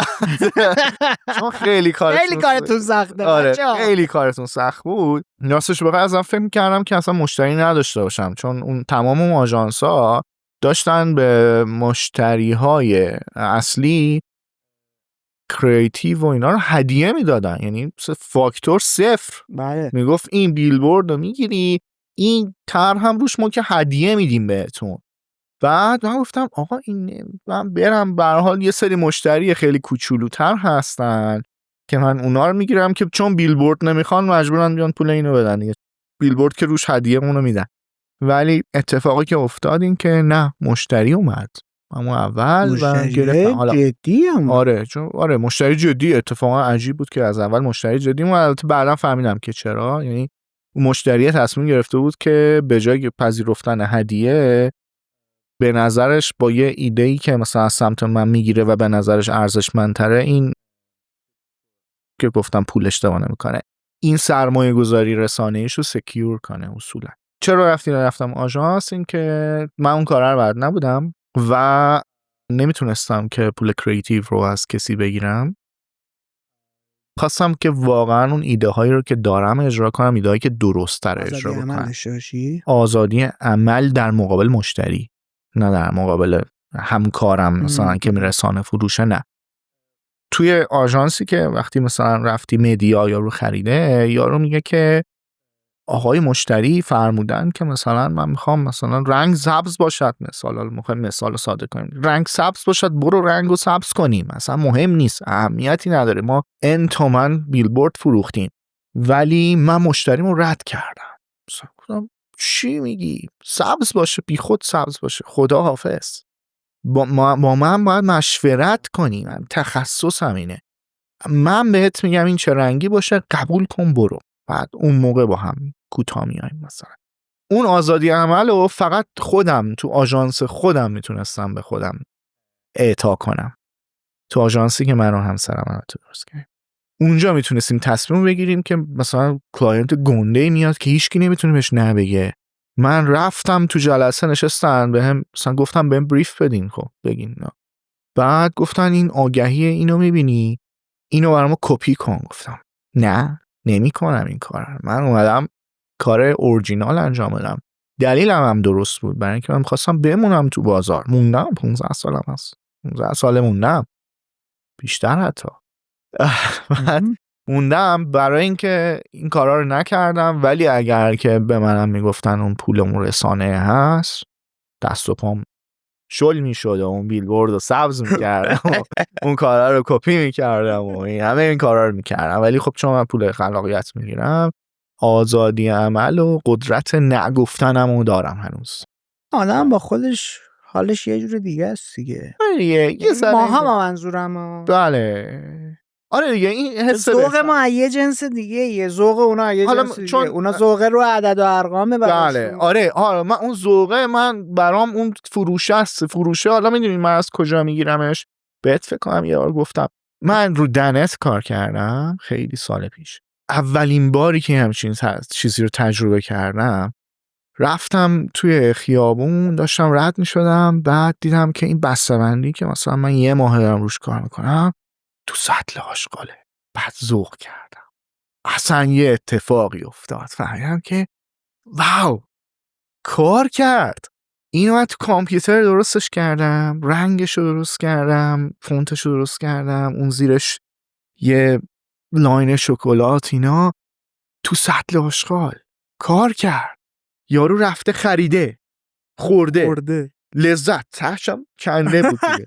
لذت آورده تو قسمت آره پوستش هم و این الان افتاده تو سطل آشغال له شده و این تمام گردو رو فروختم. و این چیز بود، این قسمتی بود که بسیار ازش لذت بردم. از کارم اینجوری لذت میرم توی جاهایی که منطقه فروشه و اینا قرار میگیرم، وقتی میرم مثلا یه بچه مثلا بگه مامان برای من این یا قصه کار کرد، تصویر کار کرد، هر چی کار کرده بود این انجام شد. اصلا اون ذوق خلق کردن اثر هنری که یه چیزی اینجا شکل میگیره، آدرنالین ترشح میشه، تپش قلب میگیری، احساس میکنی که پروردگار بودی فلان، اینا همش با دیدن اون اتفاق میفته. من اینو با شارژ کارت تجربه کردم، با بسته‌بندی چیز تجربه کردم، با خیلی از این چیزها، و اون لحظه هایی که این اتفاق برام میفته بهترین لحظه های منه. ویژگی جالبی هم که داری اون بخش هنری ترت هم بیخیال نشدی. یعنی چند وقت یه بار میبینم مثلا یه سری کارا رو میذاری تفریح آره یه تفریح تصویری دارم که مثلا برای خودم نقاشی کردم و اینا، و سعی کردم از همون تکنیک هایی که این ور دارم این دفعه خودم کلاینت قرار دادم، مردم رو مخاطب، اونایی که میخواستم همون کار رو کردم. و اینکه شاید حالا یه ذره توی چیز نگاه بکنی، تو نقاشیام هم یه ذره در واقع تبلیغاتی هن، در واقع پیام دارن، لزوما مثلا قصه دارن.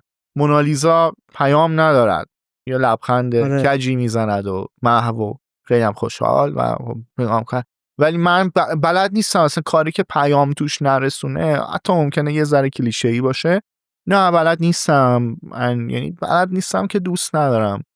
جنس تو نی؟ آره دوست دارم پیام بدم. یعنی اصلا میگم این کارا رو بلدم، من باش حرف بزنم دیگه. برای اینکه دارم میخواد حرف بزنم. دیدی مثلا گفتی بیا کوزی کورنر، از اون اول گفتم میرم یه جا حرف میزنم خیالم. آره دوست دارم حرف بزنم، اون روش تصویریه اینجوری کمکم میکنه حرف بزنم و دوباره اون لحظه تکرار میشه، به جز اینکه لحظه‌ای که اونا رو درست میکنم میفهمم که این حرف زده خواهد شد.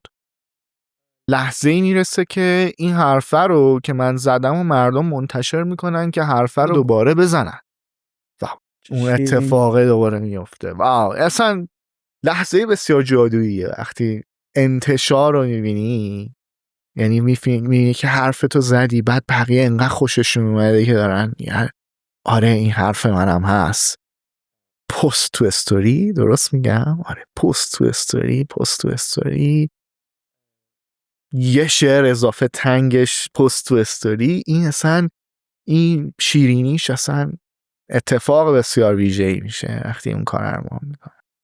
خوشحال کننده.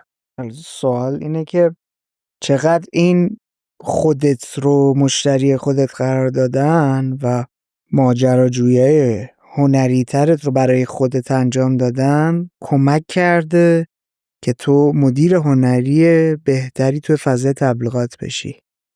احتمالاً دوتاست، شاید بیشتر، ولی دوتاشو الان یادم میاد. یعنی میدونم بهش فکر کردم. یکی این که همه کسایی که آرت دیرکتورن یه قسمتی دارن که شهوت آرتیست بودنه و خب من با این میخوابم. احتیاجی ندارم این کاره رو برم لزوما تو کار مشتریم انجامش بدم. یعنی سعی کنم از اون کار بیلبورد برای خود نمایی استفاده بکنم. اونجا میتونم فقط اون کاری رو که اون میخواد واقعا ترجمه تصویری بکنم. این که مطمئنا این اتفاق میفته که من لازم نیست اون آرتیست بودنم و نیاز به دیده شدنم و نیاز به این که تشویق بشوم رو لزوما ببرم حتما تو بیلبورد. بعضی وقتا بیلبورد باید درست بکنم که خیلی هم مثلا فوق‌العاده نباشه ولی کارا باشه. بنابراین کار میکنه حتما. دو این که آرت دیرکتور هر چقدر که فضاهای مختلفی رو تجربه بکند آرت دیرکتور بهتری است. یعنی همون که بهت گفتم، امروز برای آپورتقال کار کنه، بعدش برای گردو، بعد خودرو، بعد هواپیمایی، بعد و این همینجوری هی دایره تصاویرش و علمش و اینا هی بیشتر میشه، روش‌های جدید رو انتخاب میکنه، به هر حال تجربهش بیشتر میشه، نتیجه آرت دیرکتور بهتری میشه. بر همین اساس مشتری نقاش تازه یه چیزی دوباره داره تجربهش میکنی. مشتری که داره مثلا میگه که بیا بریم درد جامعه رو بگیم، مثلا خودش چالش جذابی میشه دیگه. بنابراین یه چیزایی رو بهت یاد میده که به صورت نرمال کسی کلاینتی نبوده بیاد بگه مثلا میشه یه دونه درد جامعه لطفاً مثلا. بنابراین مثلا یه خشم میتونی مثلا، نه کسی نمیاد لزوما اینا رو بهت پیشنهاد بده. بنابراین تو یه مشتری پیدا میکنی که چیزای خیلی خیلی یونیکی میخواد، چیزایی که حتی ممکن کمک به فروش نکنه. آره ولی تو داری میری تجربهش میکنی. بنابراین اونو میتونم حس بکنم. از ریاکت کردن مردم اون وقت تجربه میگیرم، میگم از چی بدشون اومد، از چی خوششون اومد، چی خشم ایجاد کرد، چی گریهشون رو در آورد. آره اینطوری. همه اینو کمک میکنه قصه گوی بصری بهتری بشی. آره قصه گوی بهتری. اینطوری که بهش فکر میکنی نگاه میکنی دقیقاً کمک میکنه. آره این قصه گوی بصری رو اگه کاش میشد نگر. آقا لطفاً این قصه گوی بصری رو به نام من و ایشون وارد ادبیات فارسی چون قصه گوی بصری من نشنیده بودم تا حالا، اگه میتونیم استفادهش کنیم. آقا بزنید ما خیلی استفاده میکنیم کردی. خب میام تو. آره. من فکر نکنم قصه گوی بصری استفاده کردم. نه ویژوال استوری تلر دیگه. آها من چون استفاده نکرده بودم. انگلیسیشو فکر میکردم همیشه خیلی استفاده میکردم. اسم ما نزنید. ولی آره اوکی. ولی کاملا درسته. بله کاملا درسته. یکی از چیزایی هم که ما مثلا میکرو کانتنت هامون رو پوزش میدیم همین قصه گویی بصریه. میگیم یه سری چیزا اصلا استفاده نه فکر کنم کلمه جدید ساختیم کنار پاچه خاری میشه ارائه کرد، نشد متاسفم. آره عالیه. بریم سمت جنبندی. هر چی شما بگی. تو این گفتگویی که داشتیم من برام جالب بود بدونم چرا وایسادی سر مدیریت هنری. اصلا خود این مدیریت هنری چی هست؟ با هم پیش رفتیم، بازش کردی، از پارامترایی که درش اهمیت داره برامون گفتی، اینکه چطوری یه آرت دیرکتور بهتری بشیم بهمون گوشزد کردی. رسیدیم یه نقطه جذاب و جالبی که اصلا شوکه کننده هم بود، اینکه چرا یه تفکر متضادی وجود داره که میاد هنر رو مقابل تبلیغات قرار میده. بله. و کلمه داشتن براش بگم تبلیغات فرهنگی، تبلیغات تجاری. به اون تبلیغات آره فرهنگ. وقت ببخشید این تبلیغات فرهنگی منظورشون چی بود؟ برای تئاتر کار میکردن و اینا. بعد میگفتن اونایی که مثلا فرهنگی کارن مثلا چیز کشتی میمونه. اونایی که فرهنگی کارن مثلا رتبهشون بالاتر از اونایی که تجاری کارن اصولا. الان فکر کنم به هم خورده ولی هم پس برای همین یه سری از این بزرگواران فقط طراحی جلد کتاب میکردن، پوستر میکردن. بله. ولی اگه میومدن سمت اون همون جایگاهشون از دست میدادن، هم راستش بخوام فکر میکنم نمیتونستن انجامش بدن چون استفاده از تصویر رو بلد نبودن به این راحتی. و هنوز هم همونجا هنو میدونی کیا رو میگم دیگه. کیا رو میگی؟ اساتیدتون رو دارم میگم. اساتید من فکر نمی کنم بودم ولی اصلا آره میدونم هستن هنوز و نوعی، ولی اونجام تصویر غالب شده. یعنی من پوسترهای جدید رو نگاه میکنم دیگه اونقدی تایپوگرافی نیست، اونقدی فقط نوشته نیست، تصویر و عکس و اینا خیلی غالب تر شده الان. نه هم نسلای خودشون هنوز سفارش دارن بهشون میدن. البته ما اونجا داشتیم که آدمایی بودن که از فونت استفاده بصری میکردن و اون درست. یه گروهی پیدا شدن که دیگه از ادبیات استفاده میکردند، دیگه تصویر نبودن اصلا. یعنی متن با مثلا یه فونتی که یه ذره اونجا موقع دارک و گرانج و مثلا اینا بود می نوشتند فقط. و آره اونا هم هنوز هستن سر جا. در مورد اینا ما هم صحبت کردیم. آره در مورد این که اصلا اگر بخوایم قصه گوی بصری بهتری باشیم سراغ چه داده هایی بریم. بله. حتی اومدی روش های خودت رو بهمون گفتی که چطوری ورودی داده داریم. آره بعد از اون ور چطوری حالا میری سمت این که ببینی چه خروجی رو داشته باشی تو انتخاب تکنیک ها، تو مسیرهای قصه گویی که میخوای طی کنی. در مورد اهمیت سرمایه تو تبلیغات گفتی. اونو بعداً خیلی یه کسی بیاد با هم صحبت. در مورد کاربردی بودن تبلیغات اصلا گپ زدیم با هم دیگه که چه اهمیت و جایگاهی داره. دستمونو گرفتی بردی تو کودکی، یه مروری تو کودکی و گذشتت داشتیم که چی شد اصلا رفتی سمت گرافیک دیزاین و بعد از اون رفتی سمت این که آژانس تبلیغاتی خودت رو راه اندازی کنی. فکر میکنی چیزی جا مونده بخوای بهش اشاره کنی در موردش صحبت کنیم؟ چیزی جا مونده؟ چون در مورد زبان تصویر صحبت کردم و همه چیز رو اصلا کاربردی میبینم، یه نکته‌ای هست که خیلی چیزه توی این روزام جدیدن نه خیلی وقت میبینیش، ولی الان جزو جنگای چیز دیگه، جنگای اون کامنت ها و ایناست، نه این زیره که احتمالا الان دارن میبینن، ولی نه همه جا. این که مقدس کردن زبان، یعنی وقتی من میخوام مثلا یه دونه برها متنی هم احتیاج داره دیگه، کنارمون تصویری که من میسازم گهگاهی اینا کامل کننده هم دیگه میشن. وقتی میخوای مثلا یه ذره از این زبانه استفاده بکنی که دارن میکنن، شروع میکنن روی تقدیس این زبانه پافشاری کردن مردم و نمیذارن با زبان فارسی خلاقیت بکنی، تغییرش بدی و این ماجرا. همون اتفاقی که چیز بود، مثلا اضافه کردن همین کلمه پاچه‌خواری یادمش صحبت کردیم. من الان بیای بهشون قبل از این ماجرا بگی سلام علیکم ما می‌خوایم این کلمه اینجوری اضافه کنیم، شروع می‌کنن با مقاومت کردن، به خاطر اینکه نوع خود کلام زبان رو که ما برای گفتگو از زبان تصویری شروع شده، بعد به زبان گفتگویی رسیده و بعد شده پارسی رو مقدس کردیم، ولی من اونم ابزار می‌بینم، ابزاری برای گفتگوه. بنابراین اگر اون ابزار گفتگو لازم باشه من باش انگلیسی صحبت بکنم، تو اون لاش انگلیسی میذارم. کاری که آچار فرانسه میکنه. چرا اسمشو گذاشتین فرانسه؟ میتونسته آچار دیگری باشد. اصولا یه اسمی بهش دادیم، کارش اینه که اون پیچه رو واز بکنه. کار منم تو تبلیغات گهگاهی که فقط پیچ رو واز بکنم، پیچی که بستگی فروش به اون بستگی داره.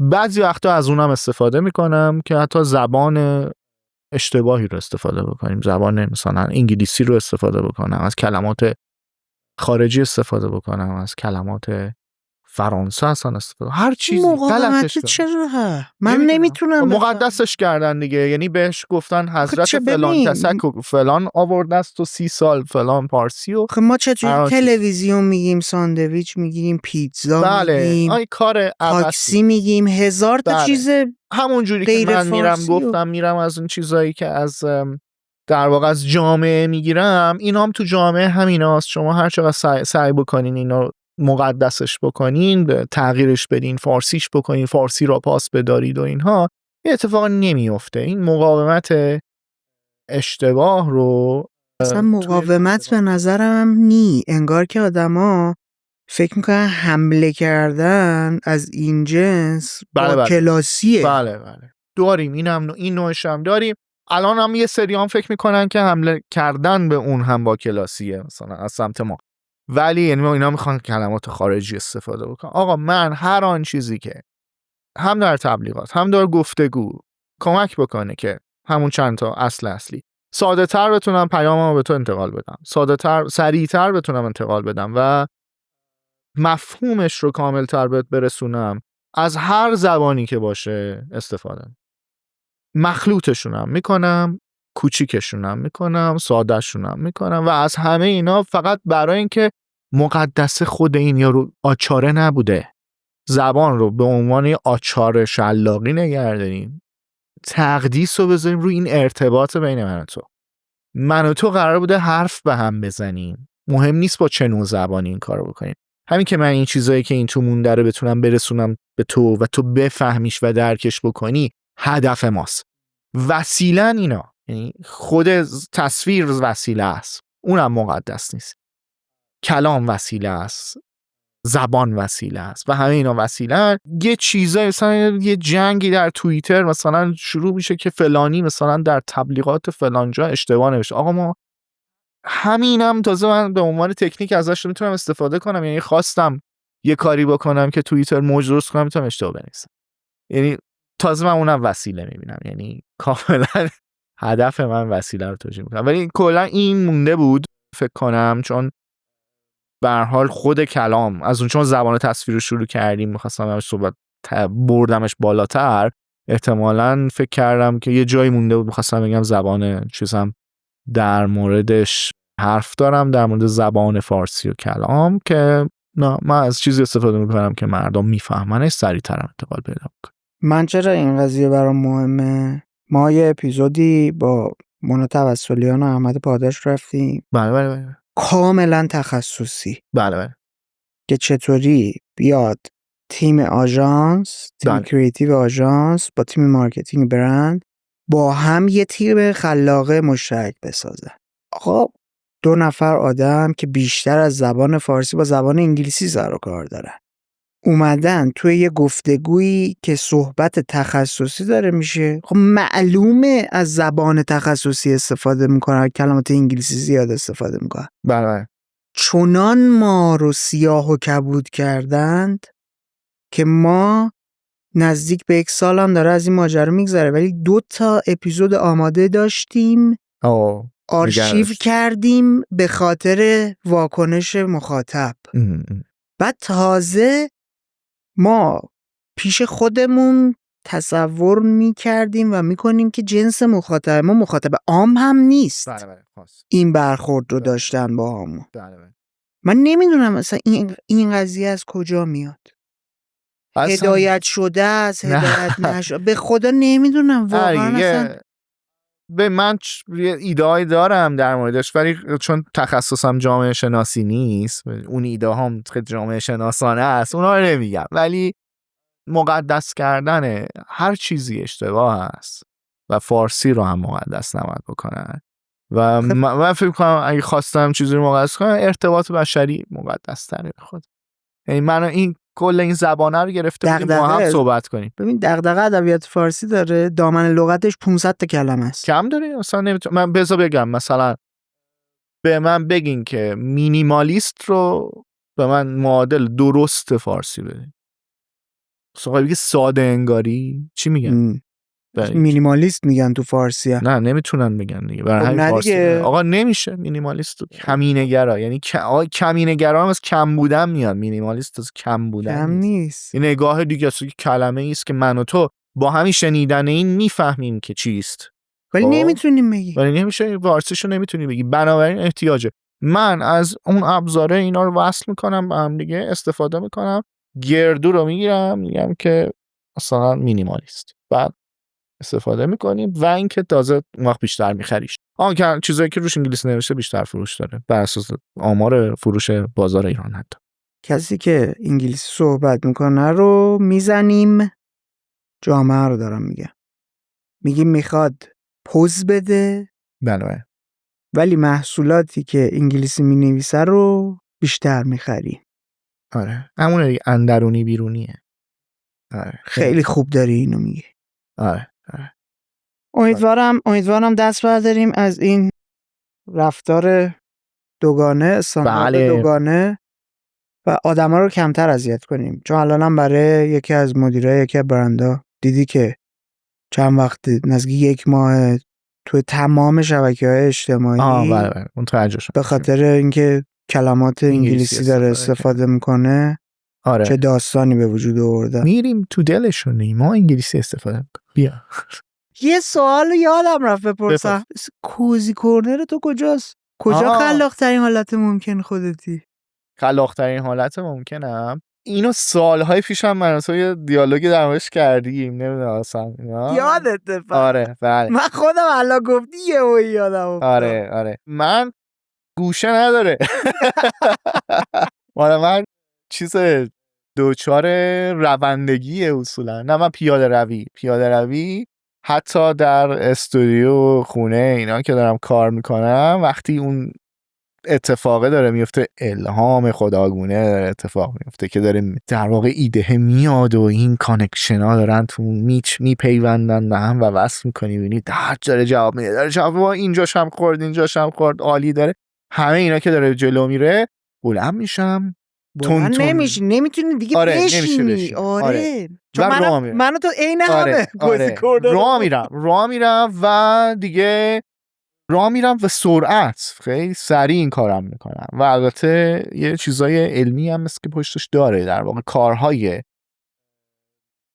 غریزی بدون فکر کردن که انجام میدی، یعنی چیزایی که روند روت و بدون اینکه فکر انرژی مغزی نمیبره، این باعث میشه که چیز شه، فوکوس بکنی رو اون موضوع، مثلا همچین چیزیه. تو همون برای این خلاقیت آدم‌ها خیلی زیاد میشه، چون یه سری اعمالی رو انجام میدن که بهش فکر نمی‌کنن ولی پشت سر هم دارن انجامش میدن. و موضوع که مهم باشه باید بری یه ولیعصر از تجریش تا خود ولیعصر، نه تا راهن نمیرسم. پیدا میکنی جوابو. نه راهن نرفتم، راست بخوای به ولیعصر که میرسم برمیگردم و زندگی من تو بولوار کشاورز شروع کردم، اونجا دیگه چیزمه مسیر برگشتم. بعد یا شریعتی اینور، این دوتا خیابون واقعا در چیز نکته مهمی در زندگی ما، من و تو احتمالاً و بقیه و ولیعصر زیبا. آره این کار رو برای من میکنه. ولی توی اون لحظه هایی که راه میرم به شدت این اتفاق شکل میگیره و ایده ها میان و پشت سر هم و اینکه ایمیجینیشن میشه، اتفاقی که الان بگو ایمیجینیشن رو باید چی دمت گرم که به کوزیکورنر اومدی. مرسی، خیلی مزه داد. قربون شما، ممنونم ازت. خیلی خوشحال شدم، گفتگوی خیلی جالبی بود. ممنون. و کورنرتون هم خیلی کوزی بود. همونطور که دارید میبینید این کار تیمی و کلی آدم برش زحمت کشیدن. از شما یک درخواست بیشتر نداریم، کمک کنید جامعه مخاطب کوزیکورنر بزرگتر بشه. کوزیکورنر رو به کسانی که به خلاقیت اهمیت میدن، دوست دارن خلاقتر باشن، پیشنهاد بدید. مراقب خودت باش، به زودی میبینمت.